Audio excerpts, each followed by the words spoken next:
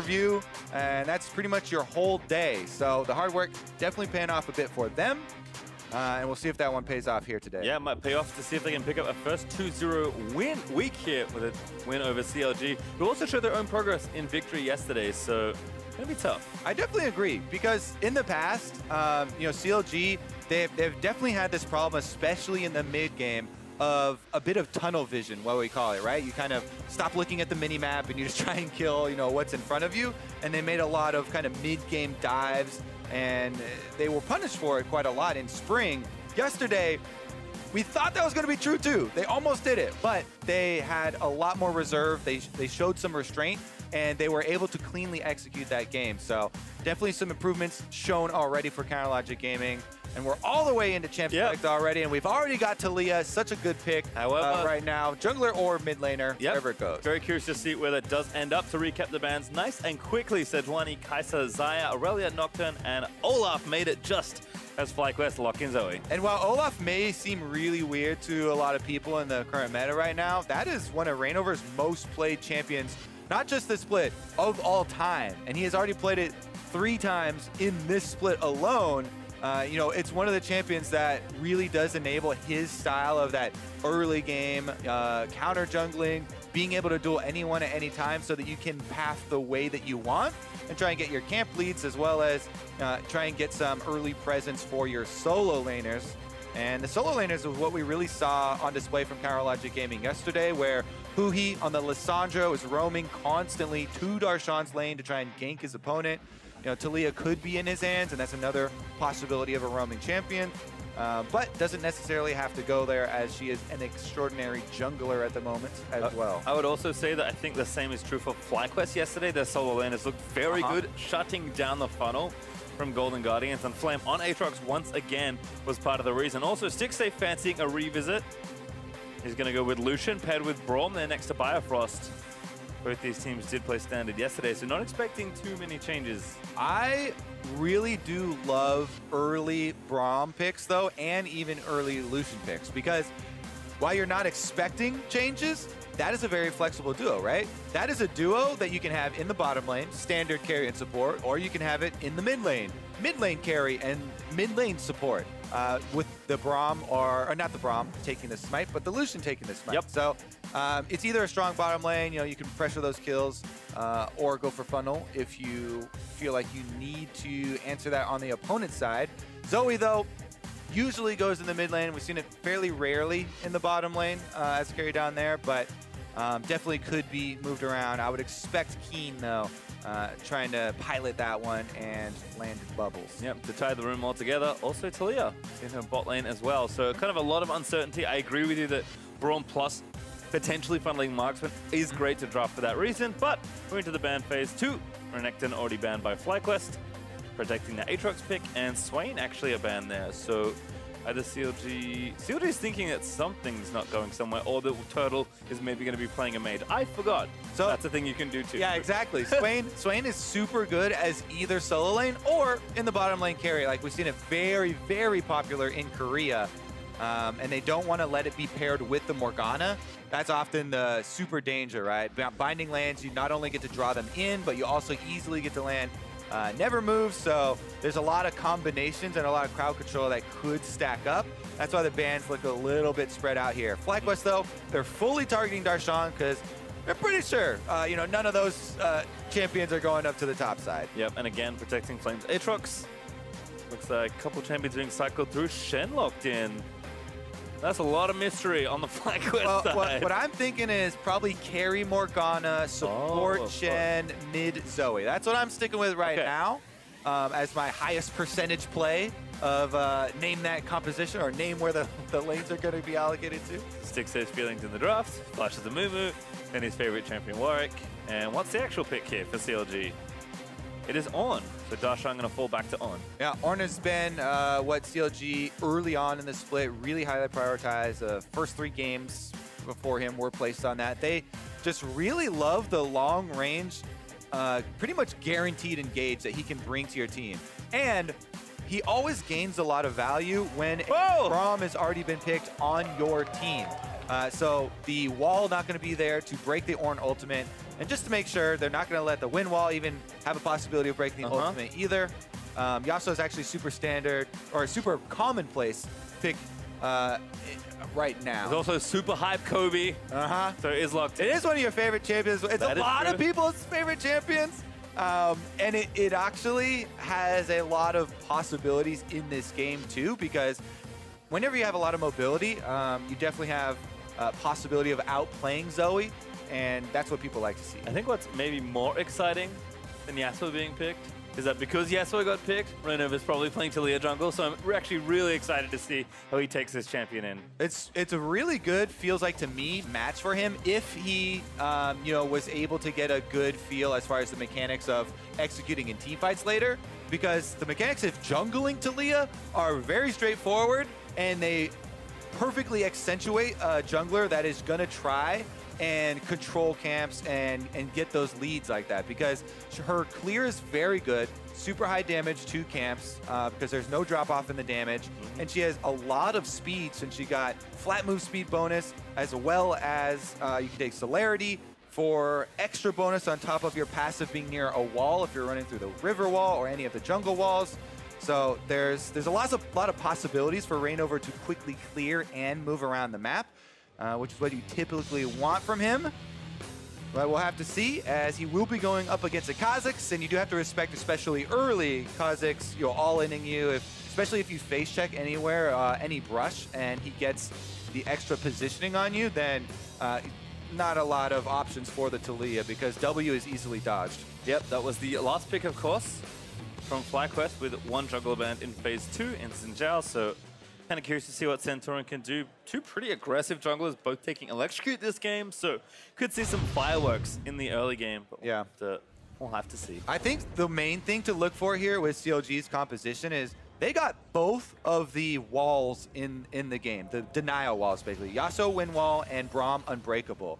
Those can be used in conjunction to push on towers really effectively, because you can deny enemies trying to take out your wave and move up without the possibility of those ranged champions you know, chunking you down during it, landing bindings, landing bubbles on you. So if Biofrost and Huhi are on point with their timings, with their counters here in the Unbreakable and the Wind Wall, then it can be very difficult for the likes of WildTurtle and Keane to actually land those very important skill shots that they're going to need to pick off kills. Well, like we said, both these teams had a pretty good-looking win yesterday, but there can only be one here in week 3 for either of these two. So someone is going to finish 2-0 for CLG. That would mean pretty healthy second-place spot, at least for now, as the rest of the games will get played out. For FlyQuest, going even in the first few weeks is nice, as, they continue to show growth. Everyone in the kind of middle pack is really looking to put themselves out of there. Exactly. Get out. Get out of the dog pile, because Team Liquid are really the only one head and shoulders above that have separated themselves. And Logic Gaming have kind of set themselves up, especially with their play yesterday, as a good contender for kind of rising up and being one of those playoff teams. ReignOver now starts on red, gets actually a leash from the bottom lane as well to even speed up the clear that much more. Try and get some early levels in it. That W on the Raptors is for health gain. You can see he started with the jungle talisman item. It is very, very effective to just tap any jungle monsters. There are so many in the Raptor camp that it's a super good source of health, because all you have to do is tag them, then the life steal goes off, and you can see he healed right back up there without having to use any potions or his smite yet. Yep, nice trick there from ReignOver. Is going straight to the scuttle. Also started Sweeper. They did actually check to see if there were any wards there for FlyQuest, but does take it safely. Santorin, as we can see, has actually started red Raptors and now up to Krug, so full clearing his top side of the jungle.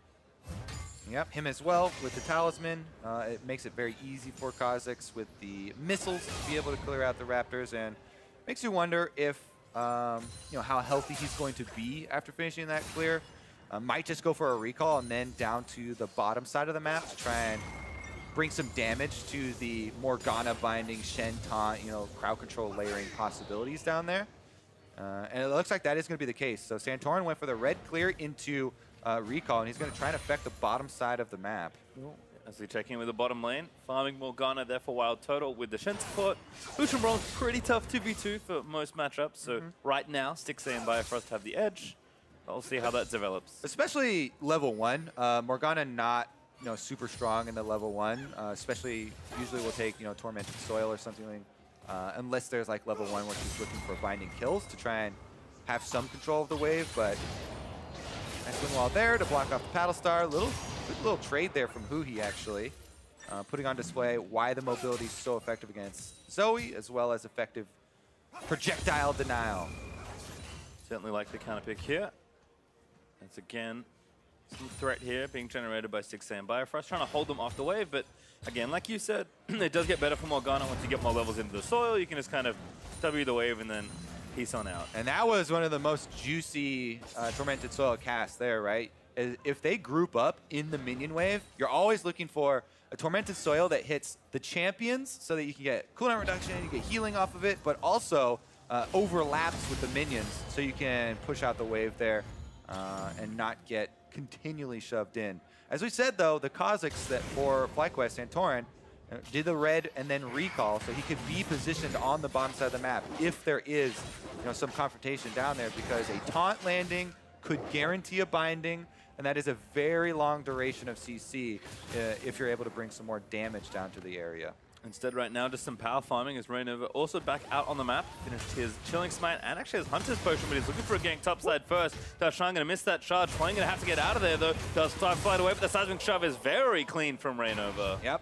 Very good to not waste it early on, and you can easily cast it on the arrival zone of the Dark Flight, because you get a little bit of animation there when you do land, and ReignOver is able to easily land that one, so nice little chunk of damage is going to help out Darshan in his laning on Ornn, as he's been able to really control most of the early phase. Flame though does hold onto his summoner spells, so still feeling just fine there in the 1v1. ReignOver also checking mid again. Here's Huhi with the Tornado, ready to go on to Keane. Uses the cleanse for the move speed off Spell Thief. Does get flicked back. No, good flash from Keane, but that was his real one. Yeah, it's really good patience here by ReignOver with the Taliyah too. Once again, he saves the W there, the Seismic Shove, until there are other factors aiding the cast of it. This time around, it was Zoe running into the corridor, and so there wasn't a lot of dodge room for him. So he does indeed get the flash out of Keane in mid lane. And you can also see just 1v1, although Keane will right some of that ship here as he picks up minions.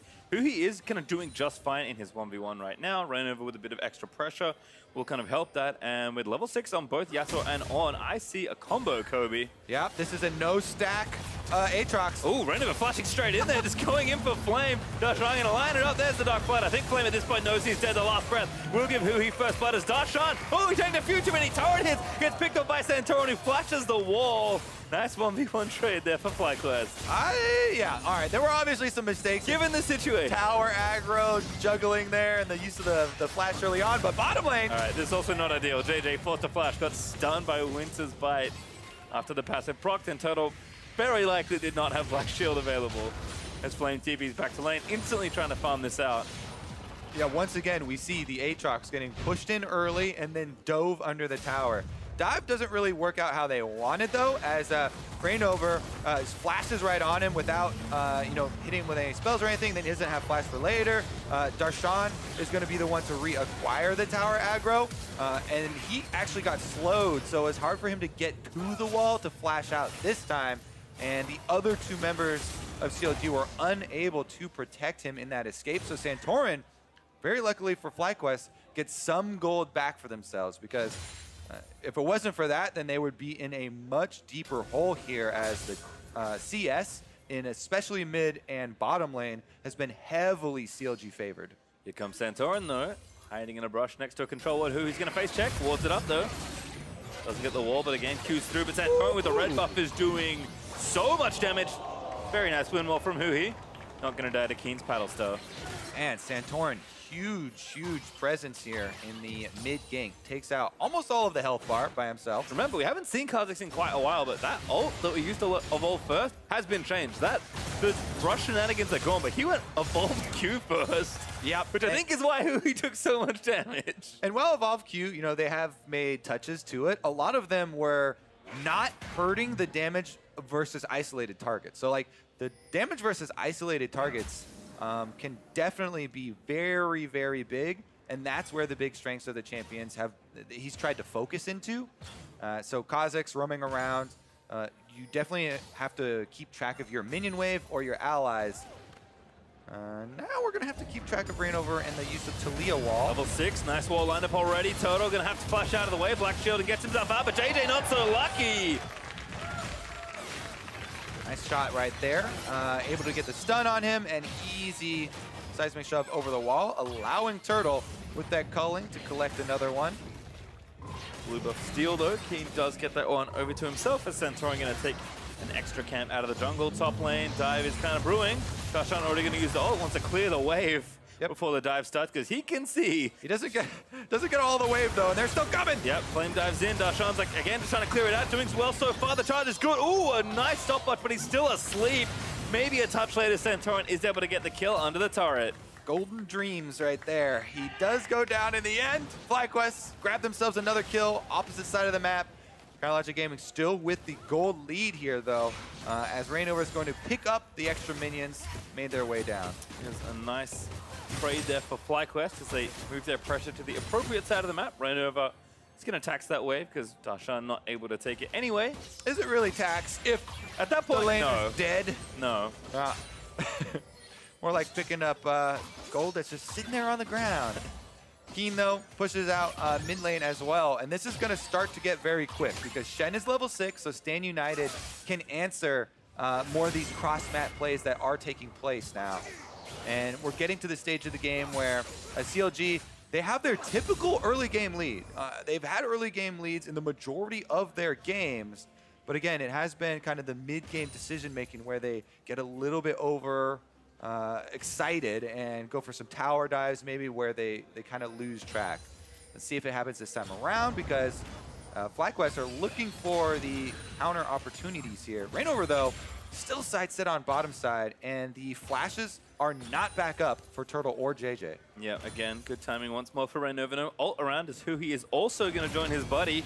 Diving coming. Yep, they know now that's a glacial fissure, but only onto one target. It's JayJ again that will go down. But Turtle with a good watch. He's going to try and save himself. Turtle, though, dead to Huhi with that last breath, just destroying most of his health bar. Yep, ReignOver is able to land the seismic shove as soon as the stopwatch wears off, and that triggers the Yasuo ultimate from Huhi. Comes in, takes him down immediately, and that will be a second kill. 2-for-1 trade in that dive as Biofrost got binded up under the turret. Took a bunch of shots. Yep, certainly not good stuff, but a great pairing. He's going to watch it all again, Kobe. It's time for the Acer Predator replay. Bio tries to start off with the flash ultimate here. Turtle had Black Shield on himself for that one, so didn't get knocked up initially. But then, after stopwatch wears off, there it is. Able to proc that one, and Huhi finishes off the kill. And it kind of flashbacks to yesterday, honestly. I mean, these are two good friends on this team. The two Korean speakers, they get along very well. I think yesterday I saw a lot of ReignOver and Huhi pairing together to kind of force a lot of the mid-game action. And even now, especially with a ton of synergy in this pairing, once again, they're kind of just controlling the early to mid-game for CLG and forcing these plays. And so far, it has been so good.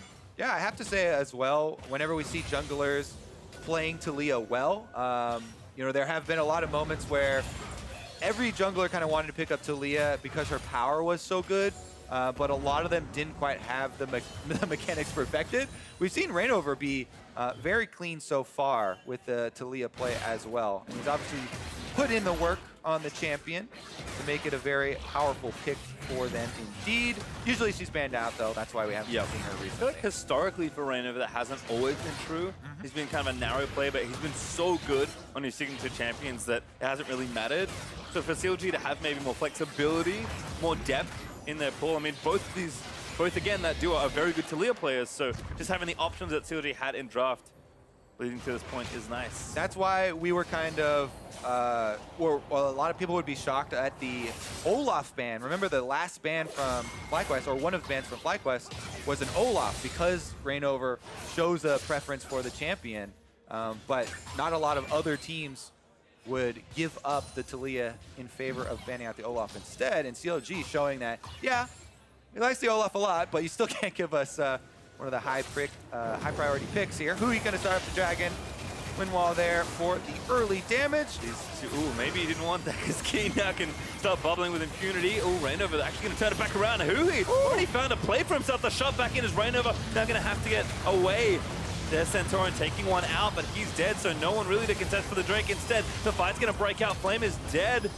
Briefly, as the passive kicks back in, flash bubble for Keane. Not going to land as FlyQuest should be able to pick up the Dragon, but going to get any more exit kills. Huhi again, kind of moving around, but not enough. Keane with one more auto. It's actually Turtle that grabs it instead, and CLG lose 3 in that exchange. Huge for FlyQuest. They're able to get the Dragon. They get 3 kills off for themselves, and they completely reverse the pace of this game. That was such a big collapse, and 4 kills now on that Kha'Zix. JayJ's looking for a little bit of action here with Darshan, but he gets just into the brush. Yep, bubble with no chase. Stixxay TP's back to the bot side. Does have his Blade of the Ruin King, but that did not go CLG's way. All right, so Huhi puts up the wind wall here for the early Dragon damage to try and block those autos. That means he doesn't have wind wall for the fight. And it's one of the big parts of Yasuo's early game kit, especially. ReignOver there was tanking all of Keane damage while he was trying to focus down on the Kha'Zix, and he gets taken out so early that CLG are at a numbers disadvantage. And you saw there, Stixxay got trapped so early on as well that there wasn't damage opportunities here from Counterlogic Gaming, as FlyQuest were able to take out 2 of the main sources without a lot of opportunities for any abilities even to come off from them. So really nice use of the crowd control there from FlyQuest, and focusing down the 2 carries. Great collapse, gives them a Drake and 3 kills, which they'll take. Gold lead not quite there, but still feeling good as first target gold is on the table. Keane pokes him through there with an auto. Huhi with an early wind wall. I think predicting a potential bubble.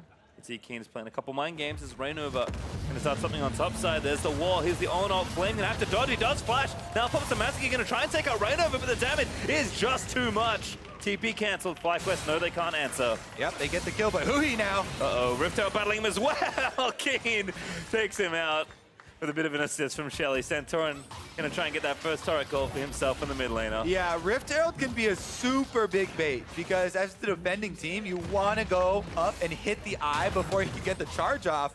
But FlyQuest have 2 members there, and they collapse right onto Huhi for the counter kill. 1 for 1, plus Rift Herald going to get off another charge here on the secondary turret, and that's going to be a big one. Yep, ReignOver sleeping. Not able to take down Shelly before she charges in again. Does take it, but again, still a good take here from FlyQuest. So it's a pretty brazen activation of the Rift Herald right in the minion wave, and it baits Huhi in. Because Keane was still in the river, and they actually had a ward. CLG had a ward on that pixel brush. So Huhi a little bit over-eager there, or was tunneling on the eye activation. He's like, I can cancel it. Oh, wait, I don't have a tornado. Instead, it's a nice play there from FlyQuest that gives him the first turret gold, and again, still not quite the gold lead. But they're getting close, and they're starting to open up the map and give themselves opportunity, despite maybe some early game strength here from CLG. FlyQuest have done really well, keep the game even and just counterpunch continually. Yep, CLG not done though, as they push again on the bottom side. This time they'll get the turret and open up the map a little bit more. Now, FlyQuest, they do have a lot of burst damage. The Luden's Echo have been completed on both Keane for the Zoe and WildTurtle's Morgana. And Kha'Zix got the early Duskblade here, so with all his kills. So there's definitely potential to pick off and get single kills here. Yeah, just like now. JayJ with another great assist. Oh, everyone dodging out of the Ornn, and that's Flame with a kill. Well, there's one of them, and it is a Shen ult, but they still have the possibility, you know, with bubbles flying around and an assassin in the jungle, CLG have to be very careful. Biofrost clearing wards, not so safe. But he's going to be all right this time around. Santorin, though, sticking around for either a straggler or the turret, as Flame is going to get them anyway, pushing back. I actually love doing this, especially in solo queue. If you kill opponent on top side, then you just wait for someone coming to the turret. Yeah, he's so unsafe. He knows that there are not many visible players. Ah, there you go. Still going though. ReignOver here to help him defend, so CLG should be okay. Ooh, Linter's Bite not there for Biofrost. Santorin just juking around that one. But still, with turret and mid being answered, FlyQuest have a little more room to maneuver here. And despite all the lead that Stixxay has built for himself in this lane, FlyQuest have kind of done all their good work around the rest of the map. The vision that you mentioned is really important, and the room, basically, for FlyQuest, because if you have the more control wards you have, the more opportunities to land bubbles, land bindings from Fog of War. But Huhi goes in. Yep, looking clean. EQ knock-up. There's the last breath. Stixxay with the Taliyah, going to try and take him out, but Santorin annihilates ReignOver, and Keane's out scot-free. Now Santorin going to get jumped back on. They want this juicy shutdown. 5-1, make it 5-2. Huhi able to grab it. Definitely good gold coming in there with the shutdown, but CLG were very frustrated that Keane was able to get out on Zoe running up through the top side. Now, they want to get the objective afterwards, but Teleport comes in to try and stop the push. Here comes Wave Clear Turtle, ready with the Morgana Puddle and the Luton. So, simple defense there. Just one Teleport committed by FlyQuest to stop the rest of that shove. Still CLG pick up kills here and there, and they're still up a few hundred gold, but we're going to get to 20-25 minutes, and it's going to be an awfully close game, Kirby. Clouddrake up in 30 seconds. Baron will spawn for the first time in the game in around a minute, and it's still very tough to say which team's ahead. Well, it's going to be a super interesting team fight to watch, too, and we'll explain that a bit later, but here is the attempt at going for Zoe. 4 members converge. They get the knock-up, but Keane was able to get the extra speed from W activation and runs over to the Blast Cone. So during that whole time, Santorin just jumped into all of them, assassinates ReignOver on the Taliyah before going down, and was able to get kind of a distraction kill there to give an opening for Keane to run his way to safety. Yep, like you said, the early dusk play there from Santorin. More than enough pressure. As Huhi's actually topside with the Clouddrake up, so I think CLG may be favoring some turrets at this point, trying to open up the map a little bit more. Santorin on the minimap is going to solo out that Clouddrake, so CLG is going to make a trade. Yeah. All right. With all of the extra space here now, all these outer turrets quickly falling. Actually, nice clear there from Darshan as FlyQuest were trying to answer bottom side, but now they have to wait another 30 seconds for the minion wave to come. And with that 30 seconds, CLG move top. Boys are still here. Oh, Keane though. Oh, just dodging around the sleep. Huhi with a stopwatch, but Keane gonna get the Shen in. There's Biofrost. No, Keane able to get it. Breaks his own watch. Now the Spirit's Refuge from JayJ looking to turn things back around. Biofrost is so low. TP in cancelled. ReignOver still cutting it out. Now JayJ under threat as Keane still around. Grabs the double as he takes down Bio. Stixxay too far forward. No, it's not. It's actually taking out Santorin in transition. Madness, Pastry. It is. Kills all over the place, and Keane is making Zoe look so annoying, which a lot of people can relate to. As he goes all in there onto Huhi, he actually preempts the tower dive that was coming his way. So because of Keane's aggression here, he kind of fights his way out. JayJ is in the flank that's coming over to try and support him, but he just jumps straight at Huhi. He's able to get the damage around Windwall using his ultimate very effectively there, and then immediately with the blue smite, finishes off Huhi, pops the Zhonyas, and now they've got CLG on the run, despite them starting out with bigger numbers. Chases Bio into Turtle. He's able to finish off the last kill there, but Stixxay was then able to find some vengeance on the Santorin and turn around the kill on the Kha'Zix. Getting pretty chaotic here. CLG still looking to break down another turret, preferably in mid, but did manage to take the outer thanks to Huhi split pushing, which at this point will likely continue until there's another big objective to fight for. And this is going to be a super fun one because we have double Zhonyas for Zoe, for the Morgana. There is then the Aatrox passive to also account for, and a Shen standing 9. So even though there aren't super strong pure tanks for FlyQuest, they have a lot of defensive utility in item activations and passives to try and have, you know, pseudo front lines or create space and timing windows within a team fight. Whereas Counterlogic Gaming, they have double walls that we keep on talking up with the Wind Wall and the Braum Wall. Triple walls.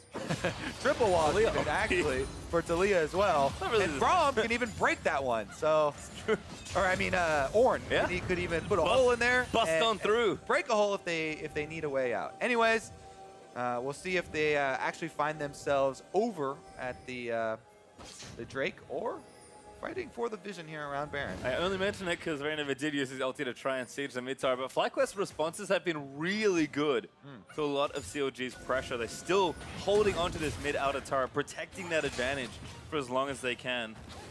Yeah, they started off the split super slow with those losses, but as I said, have won the last 2 games, and they want to keep the streak going, get themselves out of that bottom place of the standings. CLG, though, pushing ahead strong, trying to move themselves up, and into a favorable position to try and get a spot for playoff. A lot of tenacity here from CLG as they try and take down this mid-outer turret, but once again, FlyQuest are not having it.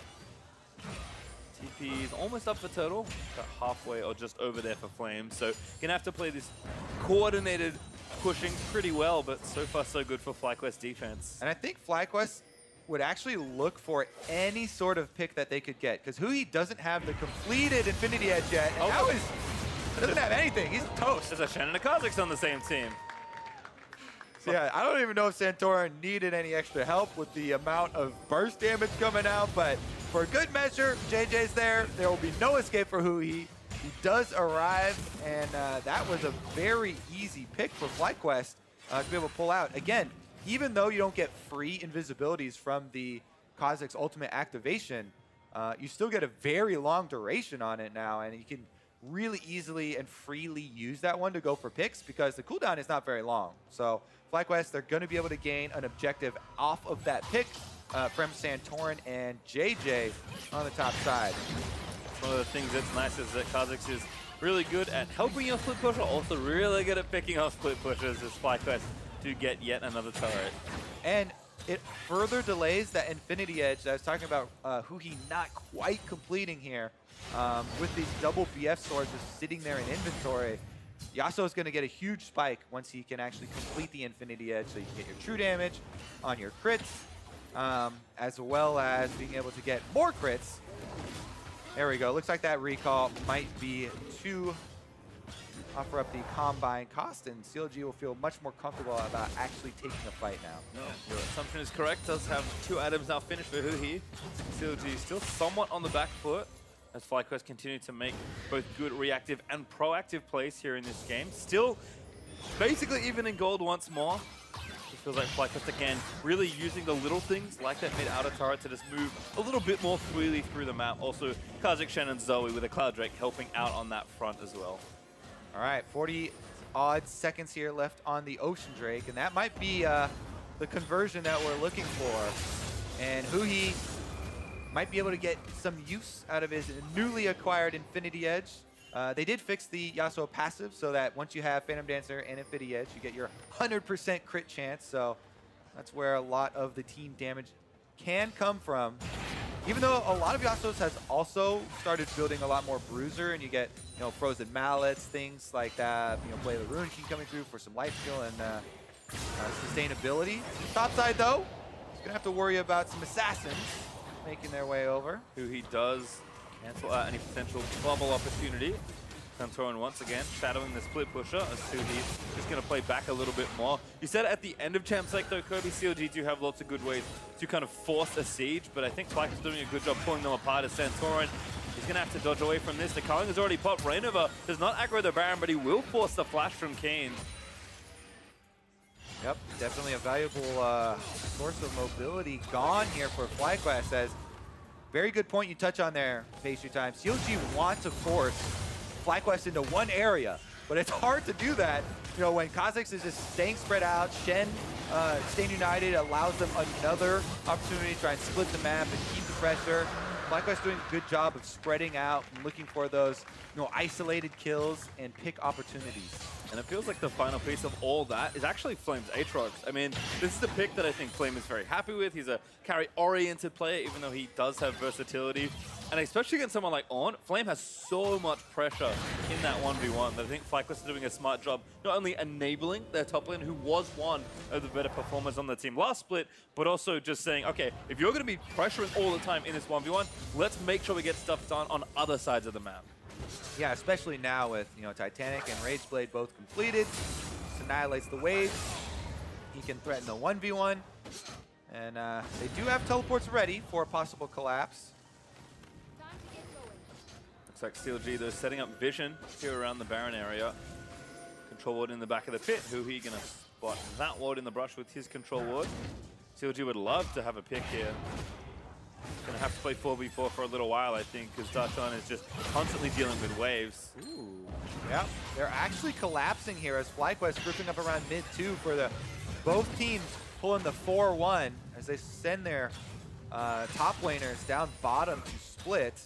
And we see Santorin roaming through the jungle to try and get a little bit more control of the vision before they set up this fight, using his Duskblade passive there to try and take out any wards they can find. Yep, again, just to note, 28 minutes through this game or so, still very close. He activates ult! Looking for Darshan, but he's pretty tanky boy. Still going to leap back in onto him. Does not feel that tanky as Flame dives in with a Dark Flight. Darshan is going to be shredded down. Can't even reactivate the ult. Still decent AoE as Turtle is going in. Finds the root, finds the ult though. He's going to take down the carry. It's Taliyah that falls as Keane grabs the kill. FlyQuest find their pick, and Santorin jumps onto the Ornn there. They're able to land the follow-up very easily, and that is definitely going to be all they need to start up Baron, because the follow-up kill was ReignOver. No smite available for CLG. They don't have many options, so they just try and push up some of their minion waves to the turrets. I was just about to say, the one thing is in a close game, a Baron this late really does a number on your chances. So it's FlyQuest, they get the kills and get the Baron. They're still ahead in goal, and it's not by much, but that will change in the next 3 minutes. And now, even though they have double walls to defend this, they're going to have to deal with so much pressure from FlyQuest. You see, good job there from Flame. No hesitation, following the flash of Darshan to ensure the kill here onto the tank, and then Turtle flashes right into ReignOver with the Morgana, nails his binding, and nails ReignOver, securing that Baron. I think that's actually a great tagline for the renewed FlyQuest. No hesitation. They've looked really coordinated, really clean around the map, and everyone just seems on the same page. We used to joke all the time about Turtle and his aggressive flashes forward, and he did another one then, but the rest of his team feels on the same page. Santorin, though, maybe reading a different book, is going to take some damage from ReignOver, but things should settle here as FlyQuest still with the Baron, trying to force down turrets. Yeah, Turtle's now flashing forward on a champion that has crowd control, and he has the Zhonya's for some defense if he gets himself in a little deep. Here we go, though. Oh, and ulti against CLG, trying to force Darshan. Only gets one in the knockup, and it's a pretty tanky Shen on the front side. JayJ with his Spirit's Refuge is finally going to get knocked up, but he flashed out of the way. Flame resurrecting in the front side. Might buy FlyQuest time to re-engage the fight. Flame. Dark Fight's out as Keane looks for a pick there with the bubbles. Stixxay, though, low but not dead. Yeah, Keane was able to put a lot of pressure back onto Stixxay, get him low enough so that CLG still have to pull out of that fight, even though they started out on pretty favorable terms. And because of the Baron buff, FlyQuest still get turrets afterwards. Yep, 4 turrets to 3. Gold starting to tick up here. 3,000 gold ahead for FlyQuest. Gonna make it 4-ish or more as they take down a tier 2 in bot lane. Definitely a close one there, but again, so many of the rewards going over to FlyQuest because of this Baron. That's why we were talking up that last play so much, and the importance of the mid lane pick where they were able to get those 2 kills. Now CLG, though, they should be able to defend during the remnants of this Baron buff. Only a minute and a half left for them to wait as Stixxay tries to get a jump on this minion wave and take it out before the rest of FlyQuest can buff it up. Yeah, does a good job there, but FlyQuest back to the earlier party here in mid lane. Flame is getting topside push, and Santorin again. He landed slow. Yep, flashes in, gets a slow down. JayJ with a taunt at almost max range. Flame on a killing spree takes down ReignOver once more. Oh man, they are making this aggression look so good here for FlyQuest, constantly catching stragglers out here from CLG that are trying to move to the rest of the team. Santorin this time around uses his flash. He landed the W slow. That allowed them to get in range for JayJ's taunt. Darshan drowsy, it's kind of tough to clear this out. FlyQuest actually going to crack this top inhib turret. We're going to take the inhibitor with it. Thought they might not get too much more out of their Baron, but they are getting premium value out of every second of the buff. Whew, yeah, they still have another 30 seconds, an extra minion wave to work with here. They might be able to get this cannon minion wave all the way up to the turret in time. They're going to try, in fact, transitioning bot side as Flame pushes the wave in here from mid. Santorin once more threatening Darshan. That's going to force them away. The binding though finds Biofrost. Follow-up is there. Good Unbreakable to stop Paddle Star damage coming through. 5 seconds left on the Baron buff. Doesn't look like any extra damage. Looks like the party's over, but that's still a very good-looking Baron power play there for FlyQuest. Up now about 6,000 gold. Just before the Baron, we were pretty much even. Yeah, Saint talked about their triple scrim blocks finally showing and kind of paying off as far as the hard work that those guys have been putting in. And they are certainly firing on all cylinders right now. You mentioned no hesitation, constantly going for these aggressive plays and pushing their lead with the high damage composition and the added mobility and safety of having a Stand United to go on top of these assassins when they jump in. Looking good so far, as you can see. 6,200 gold Baron power play. But CLG seems to defend in tough spots before. Let's see what they can rustle up here, because we've kind of seen a blueprint in that first quick mid-engage, a big Ornn interrupt following up with the CC. There's lots of team fight potential here for CLG, and most of their carries have decent items to try and force something, but FlyQuest have just done such a good job splitting up CLG when it counts that I'm not sure Darshan is going to get into a spot as good as that again. Yeah, it becomes so much more difficult though when you're facing an Aatrox with the Guardian Angel, because even if you jump on him and you try and burst him down before he fills up his blood well, he's going to keep those stacks while he's reviving from the Guardian Angel, and then he's definitely going to be able to get off his blood well when he gets back up from that. So even though he builds damage and he's this threat, he also buys a lot of time as a frontliner, and it just becomes so frustrating. We saw in the last fight, you know, they had to wait for him to come back up. He actually zoned a lot for JayJ to get out of there and cause them not to lose any members. On top of that, Santorin too has a Guardian Angel now, so there are just a lot of defensive utility in the items from FlyQuest, and they've got plenty of damage. It's all aggressive. It's all aggressive utility though, right? Yeah. Doubles on his double GA is that's almost a throwback as Keane threads the needle on the tornado hitbox.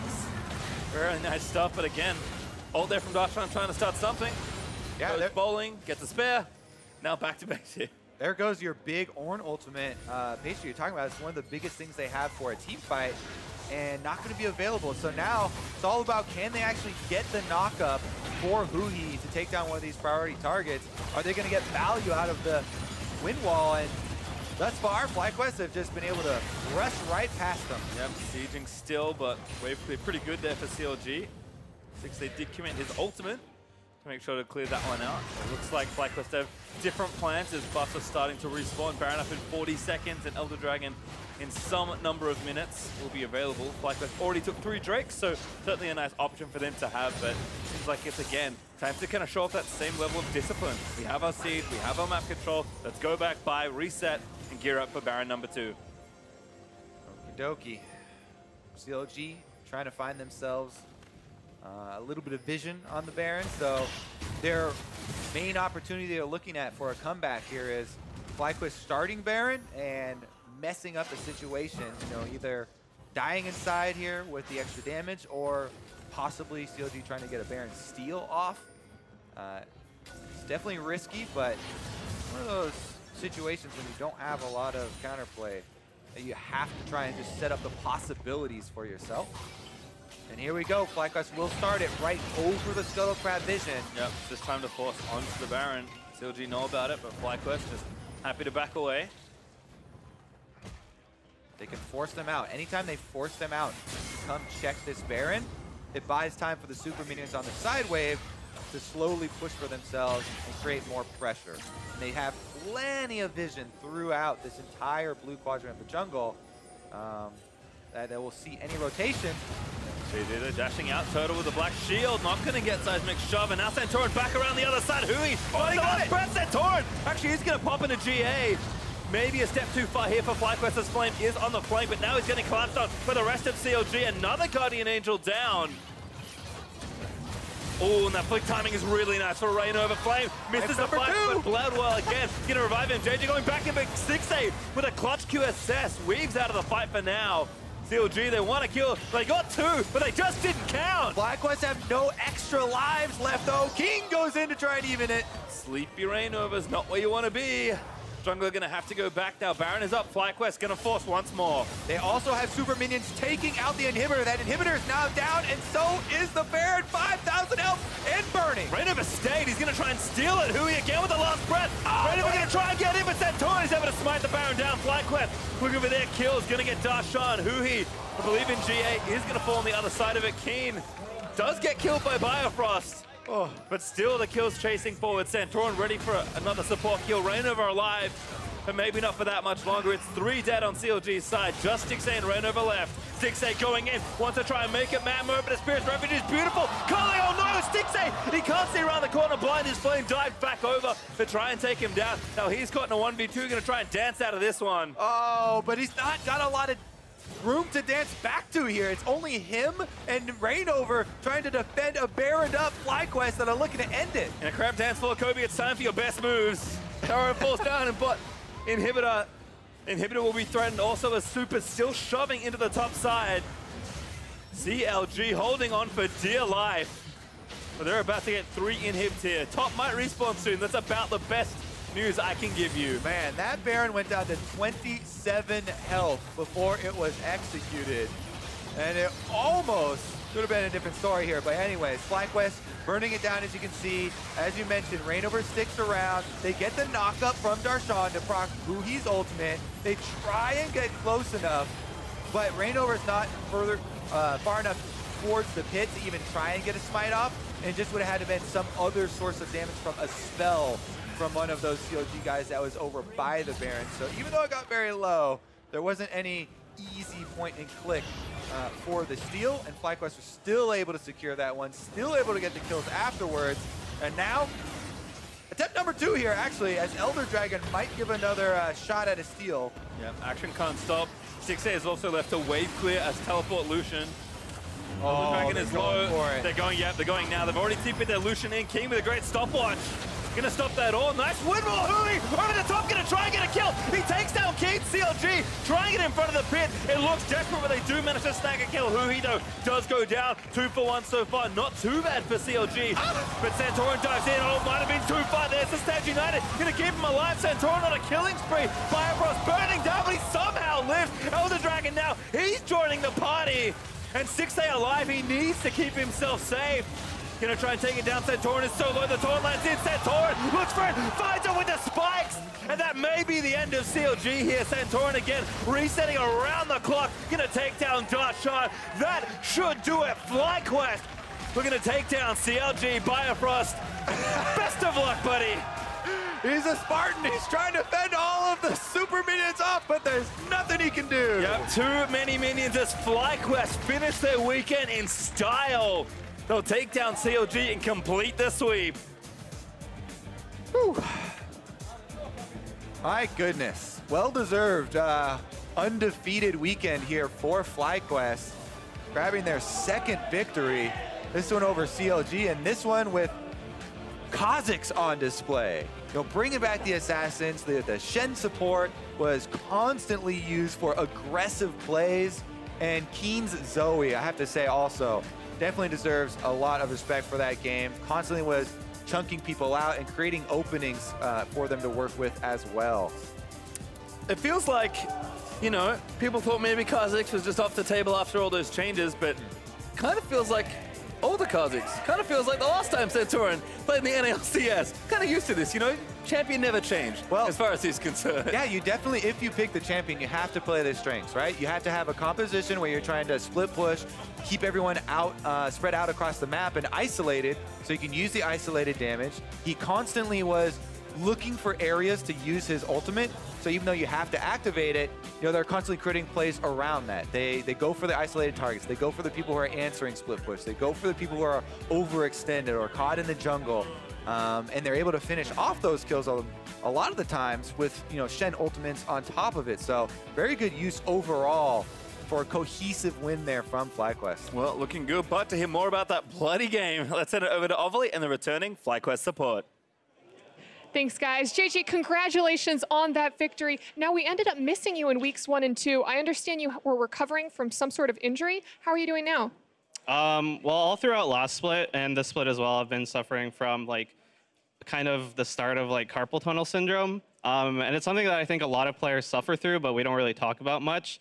So I've been taking a lot better care of it this split as well as during the off season. And I think this split I can play my best. Well, I'm sure your team is happy to have you back. FlyQuest picking up their first 2-0 weekend of this split. With you on the team, how does your team play differently? I don't think I'm like a big upgrade over any of the players we've had before mechanically. I just think I'm trying to keep everybody calm and focused on what our team comp needs to do and what we need to do as a team. And I've been really good at that. Especially, like, for example, today we had a really good pick comp, but we never wanted to team fight. So that's all I said over and over and over. And I think that helped us out a lot. Well, JayJ, thank you. And for more on the game, let's hear from the analyst desk. Thank you very much, Avali. FlyQuest picking up a win, moving to 500. Crazy to say because this team was sitting in last place just last week, and now they're at that 500 mark. Mark, you called it. Yeah, Is this the way you thought they'd do it? Yeah, didn't I say it's a WildTurtle meta in week 1? Didn't you think Morgana when I said that? That was the exact champion I knew. Obviously, that's what I thought. The reason I heard is you said, don't you just expect this to be the game that CLG loses? That too. It's just what happens. Yeah, it is kind of what happened.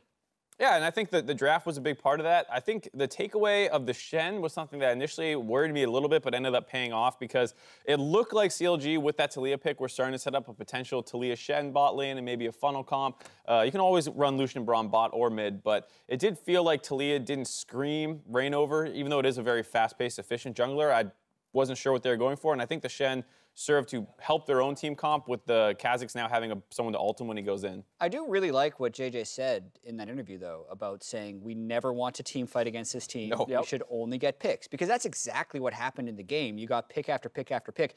A rare number of picks, actually. You very rarely see a team be able to get this many skirmish or 2v1 kills. Part of that has to do with CLG not respecting it, but a lot of it has to do with FlyQuest continuing to go for these plays. Yeah, it was the kind of thing where I think if it was just all on FlyQuest to make these plays, it would have been a really hard game for them. But there are a number of times that Huhi got super caught out of position. They covered the plays that CLG went for well, and then there was the time that Santorin dropped the Rift Herald mid and Huhi killed himself. And then Huhi trying to set up a play on the top side that got him killed. And then when they finally start getting into these bigger skirmishes, at this point, I'm pretty sure Santorin's like 5-2 and is able to just one-shot people like that. Yeah, and I think while we can point to Santorin as a top performer from, both a mechanical and damage standpoint within this game, credit does have to be given to JayJ for the composure of the team and understanding what their win conditions were based on the team composition that they drafted. Yeah, and it looked really annoying for CLG to try and get fights on the team because they had the Aatrox passive, they had 2 Guardian Angels, they had a Shen shield, and they had an AP Morgana Black Shield, which is way more powerful than you're used to that spell being. And time again, it's like CLG would kind of find the fights, wouldn't get it, they'd all be low, and then the chaos would split in again because Santorin always had the flank. A lot of that coming into play 28 minutes into the game. A 2-0 for FlyQuest in the mid lane, plus the Baron. And again, look at the way this fight starts. It's actually just an initiation on Darshan, so he never gets off his Ornn ultimate to get the stun out of it, and CLG already on the retreat. WildTurtle flashing forward, as usual. Quintessential. Every champion can take flash, and therefore every champion is a WildTurtle champion. I like that logic. But as we can see, it still was a relatively even game in terms of the gold differential for quite some time. It was really in those fights around the Baron, that allowed them to secure a more map advantage and then really find those picks afterwards. And it was difficult to find those picks too because they had the double wall comp with the Braum and Yasuo. So if you're doing 5v5 Baron base and trying to Morgana Black or bind someone into a Zoe pick, that would never have worked. They had to find people in rotation, and that's why I think FlyQuest deserves a lot of credit because Santorin found Ornn in that situation, found people in side lanes, and that was how they found their pickoffs, not these kind of shooting barrels situations that you can set up with sieges or baits. Yeah, and look at the FlyQuest team. Like, they started 0-3, then they beat Optic, Golden Guardians, but now CLG, right? They're 500 team. They are a 500 team. They are absolutely, and CLG now moves to being a 500 team with this loss, down from 3-2. For CLG, I mean, what's going on? These are smart players. Darshan, Huhi, Stixxay, these are guys who've been playing League of Legends at a professional level for many, many years. Darshan, the most experienced player on the Rift here in the North American LCS. Why are they getting caught out like this? Why are they finding themselves in situations? Because you said if it was only up to FlyQuest to make the plays to win this game, it wouldn't have been so easy. So that means there is blame to be laid on CLG. Well, I think we can look at Huhi, and we always talk about with Yasuo, the most difficult to play in this champion is not killing yourself because you have so much mobility and room to initiate things. And a number of times he tried to make plays happen that just killed himself and got his team into sticky situations. So I think he had a pretty rough game in particular. and then maybe some of the other guys shouldn't have been caught in transition quite as much as they were. Yeah, and I really feel like this is who CLG is and has been for about the last 2 years. Huhi's played his 6th unique champion in 6 games. Half of them are hits, the other half are misses, because there's no way he's mastered every champion in the game. Right. And he's a huge wild card for them. ReignOver as well has a very small effective champion pool and almost always had. They're still 7 for 7 on First Actually, Bloods. all of their wins have come on Olaf. Yep. And welcome to ReignOver. 4 years in the making. In every single game you watch ReignOver, he'll have a brilliant First Blood path, and then you'll watch a skirmish like 2 minutes later, and just shooting abilities the wrong way almost every single game. All right, tough loss for CLG as FlyQuest moves to 3-3. We're stepping away. When we return, it's Clutch Gaming, hoping to knock down Team Liquid in Game 3 of the day. Don't touch that browser.